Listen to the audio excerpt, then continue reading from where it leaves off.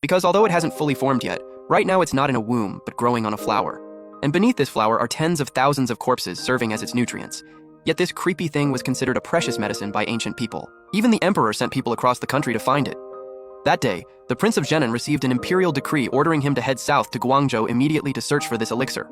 The prince didn't take it seriously at first, but his military advisor warned him to be careful. Before this, the emperor had already sent 3 expeditions, and all of them never returned.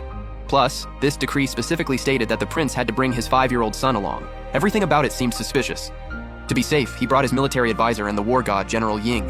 The eunuch who delivered the decree was also riding in the convoy, clutching a map of Guangzhou. After 15 days of marching, the group finally reached the area called Nanting.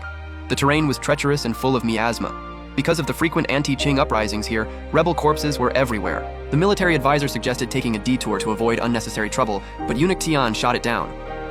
When the prince tried to argue, Eunuch Tian almost accused him of defying the imperial decree. Because of Tian's status as an imperial envoy, the prince could only curse him under his breath and continue leading the army forward. But as they kept walking, the scene before them sent chills down his spine. A massive pit filled with corpses. Judging by their clothing, these were the 3 expeditions sent earlier to find the medicine. My lord, could the medicine we're looking for actually be in this very place? It reeks. The moment Eunuch Tian finished speaking, a fully armed army suddenly charged at them.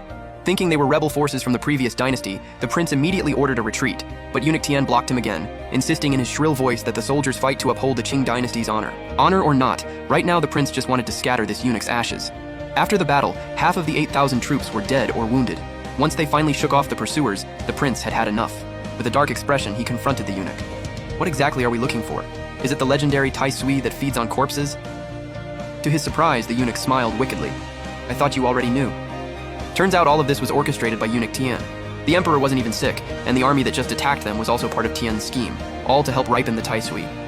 Hearing this, the prince was furious, spitting out just one sentence. General Yin, don't let this eunuch live. But even facing drawn weapons, Eunuch Tian remained unfazed.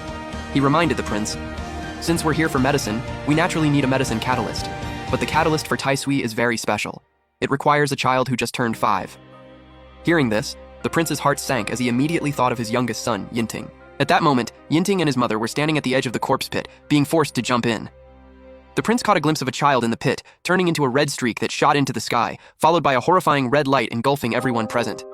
By the time he arrived, all he found were bodies drained dry by the Tai Sui and his son Yinting, barely clinging to life. The prince then hid with him in an abandoned temple, with only the military advisor and General Ying remaining by his side. After examining him, the advisor determined that the young master's blood flow was reversed and his body weak.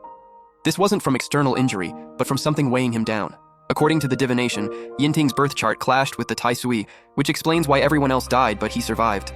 He must be destined to suppress the Tai Sui, but he's too young and frail. If this goes on, his life will be in danger. The only way to save him is through the ancestral shamanic arts of the Guarjia clan. But when the advisor got to this point, the prince cut him off. He knew this forbidden art could only be practiced by the dead. Even he himself had only heard of it in ancestral teachings. And while wondering if there was another way, he didn't realize that outside the temple, a swarm of mutated venomous insects had surrounded them. Because the Tai Sui had awakened, it stirred up dark forces and summoned these blood creatures. The prince tried to fight his way out with Yinting, but even with their martial skills, the 3 of them couldn't hold off the swarm. Seeing no way out, the prince finally hardened his heart, plunged his blade into his own neck, planning to meet his ancestors at the edge of the underworld.